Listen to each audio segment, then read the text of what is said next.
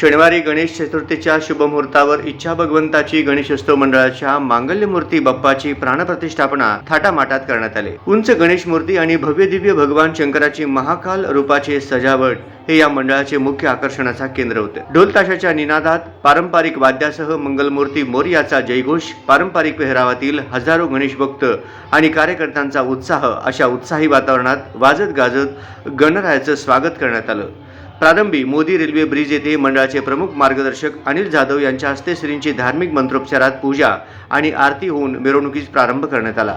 या प्रसंगी उत्सव अध्यक्ष श्रीनिवास गायकवाड, खजिनदार कार्तिक जाधव, कार्याध्यक्ष आतिश गायकवाड, प्रदेश युवक सरचिटणीस चेतन नागेश गायकवाड, प्रथमेश गायकवाड, अजिंक्य जाधव, तेजस गायकवाड, तुषार गायकवाड, सोनू पटेल, ऋषी येवले, आकाश जाधव, राजन गायकवाड, नागराज गायकवाड आदींसह इच्छा भगवंताची गणेशोत्सव मंडळाचे गणेश भक्त मोठ्या संख्येने उपस्थित होते।